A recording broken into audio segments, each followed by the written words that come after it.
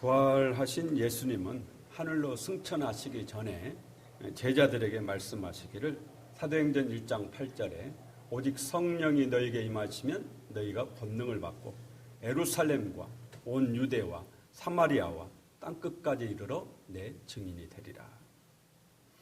이것은 예언입니다. 앞으로 너희가 성령을 받게 될 것이다. 성령이 너희에게 오시면 너희가 권능을 받고 예루살렘과 온 유대와 사마리아와 땅끝까지 이르러 내 증인이 될 것이다. 예언이죠. 미래에 대한 예언이에요. 미래에 대한. 이 예수님의 말씀대로 예수님이 하늘로 승천하신 지 열흘째 되는 날 마가의 다락방에 성령이 임하셨습니다. 그래서 제자들이 다 성령을 받았습니다. 당시 마가의 다락방에 120여 명이 전심으로 기도하고 있었는데 갑자기 하늘로부터 급하고 강한 바람 같은 소리가 들리는데 나중에는 그 마가의 집 전체에 가득 찬 그 소리가 가득 찼다. 성경 그렇게 말씀하죠. 그때 그곳에 있던 제자들은 불의 혀처럼 갈라지는 성령을 자신들의 육신의 눈으로 봤습니다. 그 성령이 각 사람 머리 위에 다 있는 거예요. 각 사람 머리 위에. 성령의 불세례를 받은 거죠. 성령세를 받은 제자들이 어떻게 되느냐? 신기하고 놀라운 일이 일어났습니다. 120여 명이 서로 다른 언어로 말하기 시작하는 거예요. 어떤 사람은 영어로, 어떤 사람은 중국어로, 어떤 사람은 프랑스어로, 어떤 사람은 스페인어로, 어떤 사람은 한국말로. 한 번도 중국어를 들어본 적도 없고 배워본 적이 없는 사람이 중국어로 하는 거예요. 영어를 아주 유창하게 하는 거예요. 이 사람들이 예루살렘 거리로 뛰쳐나가서 예수님을 전하기 시작한 겁니다. 당시 오순절이었죠. 유대인들은 1년에 3차례는 반드시 예루살렘 성전에 와야 돼요. 유월절과 오순절은 맥추절이죠. 오순절과 장막절. 이 세 절기는 세계 어디에 있든지 간에 반드시 와야 돼요. 그래야 그 사람이 유대인입니다. 다른 곳이 아니고 예루살렘 성전으로 와야 돼요. 그래서 오순절날 수많은 사람들이 예루살렘에 지금 모여 있는데 그때 성령을 받은 이 120여 명이 길거리로 뛰쳐나가서 각기 그 사람들의 언어로 복음을 전한 겁니다. 메대인에게는 메대말로, 헬라인에게는 헬라말로. 한 번도 헬라말을 해본 적이 없는 사람이 헬라말로 하는 거예요. 그러니 얼마나 놀랬겠어요. 예수님이 그리스도이시고 예수님의 죽으심과 부활에 대해서 증거하기 시작한 겁니다.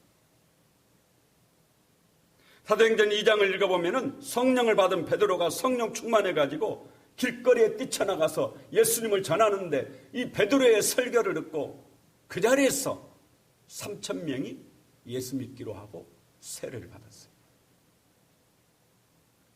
한순간에 예루살렘의 대형 교회 3,000명이 넘는 대형 교회가 탄생한 거죠. 사도행전 4장에 가면은 베드로가 이번에는 솔로몬 행각이라는 곳에서 복음을 전하는데 그 베드로가 전하는 설교를 듣고 그 자리에 있던 남자만 5,000명이 예수님을 믿었습니다. 여성까지 포함하면 얼마나 많은 사람이 믿었겠어요. 정말 놀라운 성령의 역사였습니다. 예루살렘 교회 성도들은 성령으로 하나였습니다. 말씀이 충만합니다. 그 말씀은 오늘 우리가 읽는 성경의 말씀보다 더 확실한 말씀이죠. 왜냐? 그들은 모두 다 예수님의 죽으심과 부활을 목격한 사람들이 거의 대부분이었으니까. 그 주님에 대한 얘기로 그냥 온 성도들이 충만. 부활하신 주님을 못 만난 사람은 만난 사람에게 그 얘기를 들으면서 막 흥분하는 거죠. 500여 성도들이 보는 앞에서 예수님이 하늘로 구름 타고 올라가셨잖아요. 그 광경을 못 본 사람들은 본 사람들에게 그 얘기를 들으면서 그냥 넋이 나가는 거죠. 얼마나 뜨거웠겠어요. 기도로 하나가 되고 말씀으로 하나가 되고 교인들이 서로 남이 아니라 정말 친형제였습니다. 자매요, 형제였죠. 누구든지 교회에 오기만 하면 살아계신 하나님의 역사를 직접 두 눈으로 볼 수가 있었습니다. 놀라운 치유의 능력과 기적이 나타났으니까. 베드로의 그림자만 덮여도 귀신이 떠나가고 병자가 나았습니다. 얼마나 대단한 일이에요. 여러분이 당시 예루살렘 교회에 있다고 상상을 한번 해보세요. 얼마나 신나고 믿음이 뜨거웠겠어요. 정말 신앙생활이 신났을 거예요. 그런데 하나님이 이 예루살렘 교회 성도들을 치신다라는 거죠. 오늘 1절에 보니까 사울은 그가 죽임당함을 마땅히 여기더라. 그날에 예루살렘에 있는 교회에 큰 박해가 있어 사도 외에는 다 유대와 사마리아 모든 땅으로 흩어지니라. 하나님의 계획은 온 세상 모든 사람들이 다 구원을 받는 것입니다. 예수님은 하늘로 승천하시기 전에 제자들에게 분명히 그 말씀을 하셨어요. 당신의 계획과 뜻을 밝히셨습니다. 그것은 복음이 예루살렘을 넘어서 유대 땅으로 사마리아로 그리고 로마로 스페인으로 그리고 땅끝까지 전파되어야 된다라는 거죠. 그런데 사도와 제자들은 예루살렘에서만 복음을 전하고 있습니다. 유대인에게만 복음을 전하는 거예요. 이들은 모두 다 사도와 제자들은 전부 유대인입니다. 유대인으로 나면서부터 유대인으로 평생을 살아왔어요. 그런데 유대인에게는 한 가지 자신들만이 가지고 있는 분명한 생각이 있는데 하나님은 유대인만의 하나님이다. 선민의식이 아주 강하죠. 그래서 이방인은 부정한 존재로 봤어요. 똑같은 사람으로 보는 게 아니고 하나님께 버림받은 부정한 존재, 이방인. 오늘날 우리가 타종교라든지 이단을 그렇게 보면 안 되죠. 그런데 우리가 이단을 약간 좀 부정한 존재로 보잖아요. 우리하고 좀 다른 너는 나하고 갈 길이 달라. 같은 사람이기는 사람인데 우리 마음속에 그런 게 좀 있잖아요. 이만희 당신은 나하고는 갈 길이 달라. 이런 거 있잖아요. 유대인들이 그랬어요.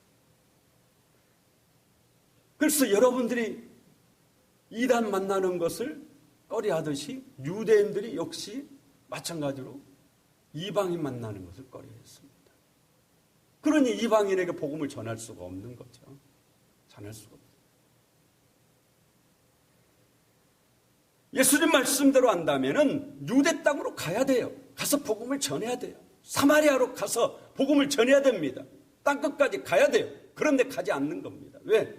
예루살렘 교회가 너무 뜨겁고 예루살렘 교회만 가면 은혜 받고 그래서 여기가 좋사오니 하고 흩어지질 않는 겁니다. 결국 하나님이 어떻게 하세요? 엉덩이를 걷어차신다. 가라는데 안 가니까 가라고 엉덩이를 확 걷어차시는 거예요. 그게 바로 예루살렘 교회의 대박해입니다. 박해는 처음에는 사도들에게만 있었습니다. 하지만 나중에는 예루살렘 교회 성도 모두에게 이 박해가 시작됩니다. 그 중에 스데반 집사님이 돌에 맞아 순교하죠. 스데반의 순교를 기점으로 대대적인 박해가 시작됐습니다. 3절에 사울이 교회를 잔멸할세 각 집에 들어가 남녀를 끌어다가 옥에 넘기니라. 자기는 예수 믿는다고 하면은 무조건 잡아다가 옥에 가두고 죽이고 그러는 겁니다. 아주 대대적인 박해가 시작됐어요. 예루살렘 교회 성도들은 살기 위해 달아날 수밖에 없다. 살아야 되니까 달아나야죠. 붙잡히면 죽으니까 있는 힘을 다해서 유대 땅으로 달아나고 사마리아로 달아나고 어쨌든 자기와 뭔가 연관이 있는 곳으로 달아났겠죠. 안디옥으로 달아나고. 그런데 이 사람들 가슴 속에는 불이 타고 있습니다. 무슨 불이 타고 있느냐?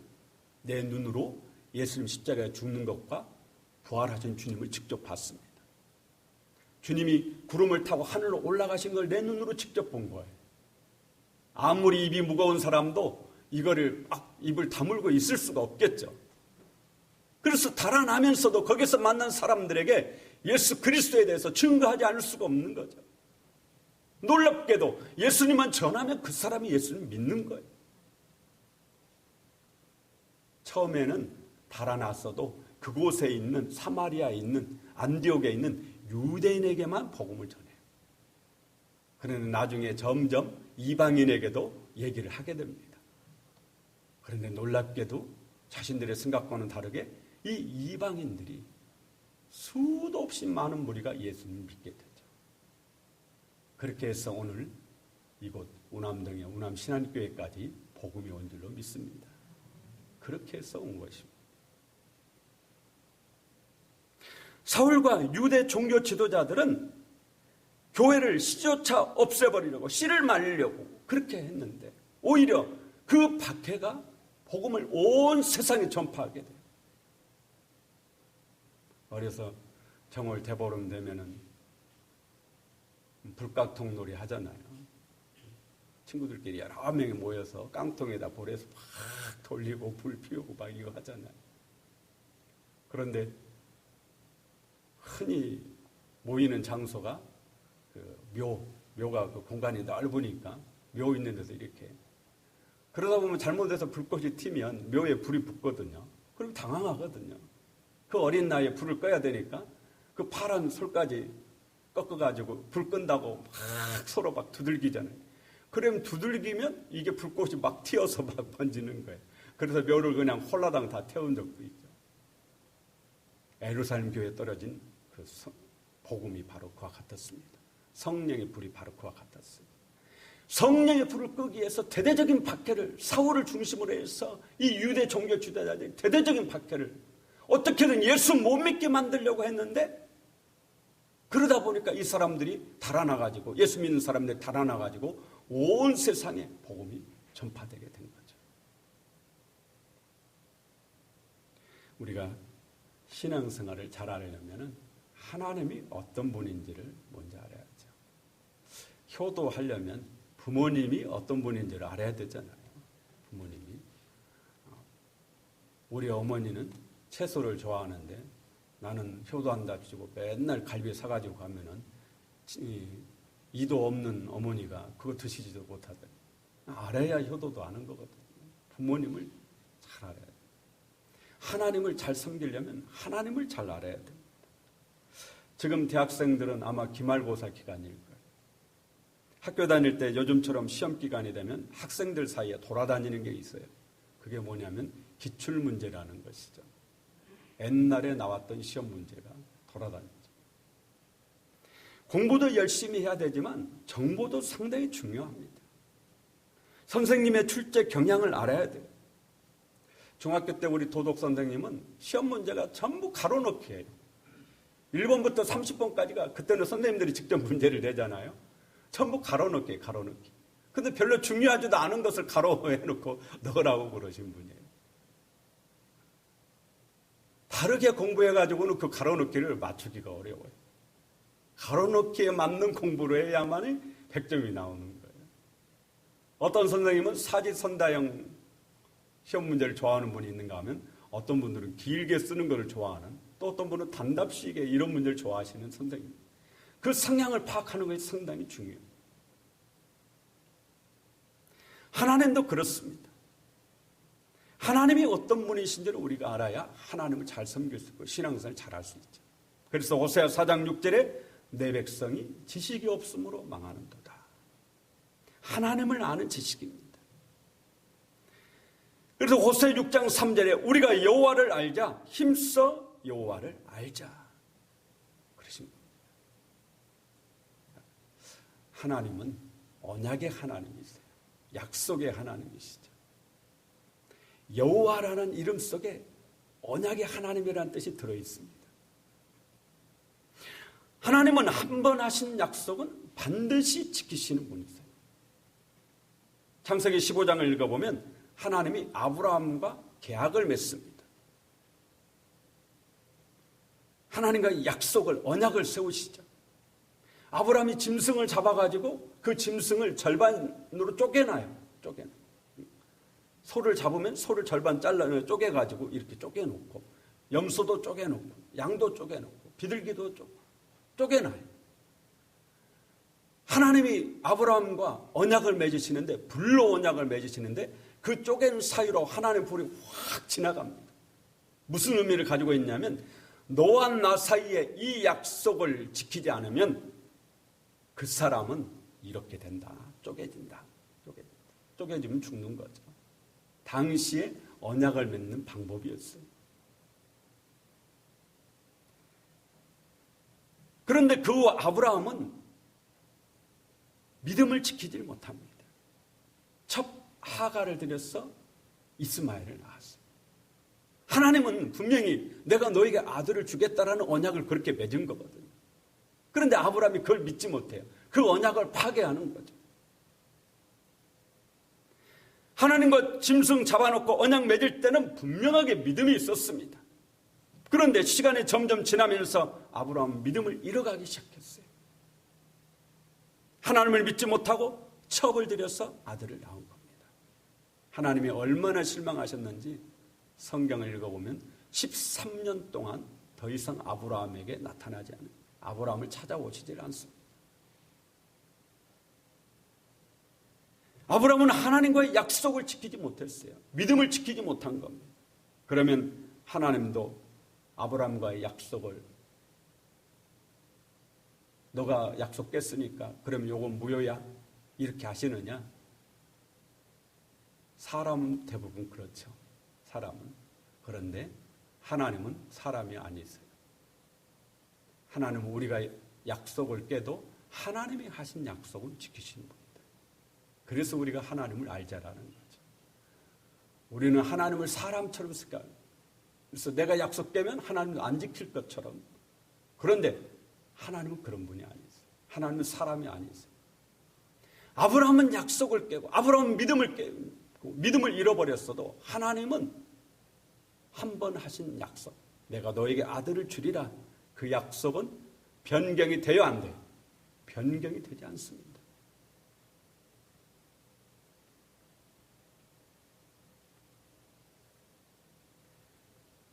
하나님을 설령 상대방이 약속을 어겼다 할지라도 하나님이 하신 약속을 반드시 지키시는 분이에요.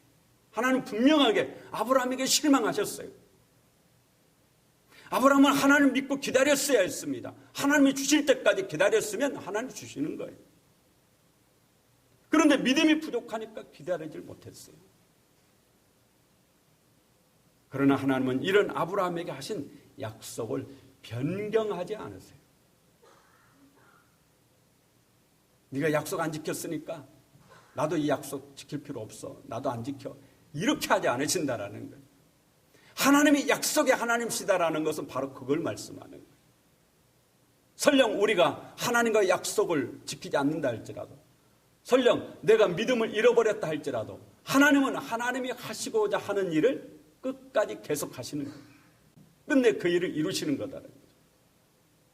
성경을 읽어보면 하나님은 당신이 하시고자 계획하신 것은 반드시 이루십니다. 아브라함에게 아들을 주시기로 하셨으면 설령 아브라함이 변했다 할지라도 하나님은 아브라함에게 아들을 주시는 겁니다. 한 번 하신 약속 지키시는 거죠. 하나님은 모세를 이스라엘 백성의 해방자로 부르셨어요. 그런데 모세가 나는 갈 수 없습니다. 5번이나 모세가 나는 안 된다고, 주여 보낼 만한 자를 보내셨어. 나는 입이 어눌하고 이 백성을 이끌 만한 그런 지도자감이 못 됩니다. 보낼 만한 자를 보내셨어. 5번이나 거절해요. 5번이나 안 된다고. 그러면 하나님이 일반적으로 사람 같으면 그러냐. 5번 거절하면 일반적으로 사람 같으면 너밖에 없냐? 내가 다른 사람 그러면 보내면 되지. 하나님은 그렇지 않다라는 거예요. 하나님은 한 번 모세를 보내기로 하셨으면 아론을 붙여서라도 모세를 보내신다라는 거예요. 하나님은 그래서 사람이 아닌 겁니다. 사람은 안 되면 다른 방법을. 그런데 하나님께는 안 되는 게 있어요, 없어요? 하나님은 안 되는 게 있으면 안 되는 거예요. 전능하신 하나님이니까. 창세기 19장에 소돔과 고모라 멸망사건이 기록되어 있죠.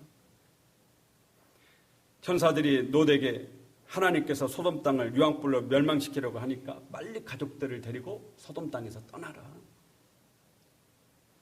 그런데 롯이 천사들에게 그런 말을 들었는데도 불구하고 무엇이 미련이 그렇게 많은지 떠나질 못하고 머뭇머뭇합니다. 천사가 빨리 떠나라고 해도 뭐가 그렇게 아쉬운지 떠나질 못하고 있어요. 창세기 19장 16절에 이렇게 기록되어 있습니다. 그러나 롯이 지체하며 그 사람들이 천사들이 롯의 손과 그 아내의 손과 두 딸의 손을 잡아 인도하여 성 밖에 두니 여호와께서 그에게 자비를 더하심이었더라. 롯이 떠나질 못하네요. 롯이 떠난 게 아니에요. 소돔 땅에서 롯이 나온 게 아닙니다. 천사들이 손 잡고 끌어낸 거예요. 끌어냈어요. 하나님이 롯을 구원하기로 하셨기 때문에 롯을 끌어내신 겁니다. 하나님은 한 번 계획하신 일을 반드시 이루시는 분이시다. 한 번 하신 약속은 반드시 이루시는 분이시다. 저는 이 하나님의 성품을 알고 한 가지 깨달음을 얻었습니다. 그것은 우리 하나님은 엉덩이를 걷어 차시는 하나님이시다라는 거죠. 하나님이 여러분을 향한 계획이 있으시다면 하나님은 어떤 일이 있어도 그 일을 이루십니다. 여러분이 하나님의 뜻대로 움직여주지 않는다면 하나님은 여러분의 엉덩이를 걷어 차서라도 그 일을 하게 하실 겁니다. 그러니 믿음을 가지시고 좀 느긋하게 삶을 좀 느긋하게 사시자라는 거죠. 조급해하지 마시고. 조급함이라는 건 사실 믿음 없습니다. 하나님을 믿으시고. 우리가 쉽게 생각하면 이런 거예요. 하나님이 허락하지 않으셨는데 내가 그 일을 이루는 것은 오히려 그것은 나에게 복이 아니죠. 하나님이 원하시는 일은, 나를 통해서 원하시는 일은 반드시 하신다라는 거죠. 그러니 아브라함처럼 하면 안 된다. 조바심을 버리시고 마음을 느긋하게 가지시고 기도하고 기다리자라는 거죠. 분명한 하나님의 응답이 올 때까지. 많은 분들이, 저도 여기에 엄청 많이 실패했습니다. 많은 분들이 기도하고 기다리질 못해요. 그래서 결국에는 하나님의 응답이 없는데도, 기도의 확신도 없는데도 그 일을 하고 시작하죠. 그러면서 하나님 뜻이라고 착각합니다. 그런데 믿음이 없기 때문이죠. 하나님은 한 번 계획하신 일은 반드시 이루신다. 한 번 나에게 약속하신 것은 반드시 주십니다. 변경되지 않습니다. 변경되지. 마가복음 1장 12절을 읽어보면은 참 이해하기 어려운 말씀이 있어요. 성령이 곧 예수를 광야로 몰아내신지라. 우리는 예수님이 금식기도하러 광야로 40일 금식기도로 예수님이 가신 걸로 생각하는데 마가복음에서는 성령이 예수를 광야로 몰아내셨다라는 거예요. 그러니까 성령 하나님이 예수님의 엉덩이를 걷어차가지고 광야로 가라고 몰아내셨다라는 거예요. 하나님을 신뢰하시고 지금 무언가를 놓고 기도하신다면 하나님이 여러분을 향한 계획이시라면 반드시 이루어집니다. 조급함을 버리시고 믿음으로 하나님을 신뢰하시고 기다리십시오. 기다리면 반드시 하나님이 이루십니다. 하나님이 이루시지 않는다면 그것은 하나님이 원하시는 것이 아닌 거죠. 그게 또 축복이에요. 하나님이 원하시지 않는데 어떻게든 그것을 해내려고 하는 것 자체가 그게 불순종 아닙니다. 그러니 마음의 짐을 내려놓으시고 하나님을 기다리십시오. 느긋하게 조바심을 버리시고 하나님을 기다리시면 여러분을 향한 하나님의 축복이 분명하게 아브라함에게 이루어졌듯이 모세에게 이루어졌듯이 저와 여러분에게도 이루어질 줄로 믿습니다.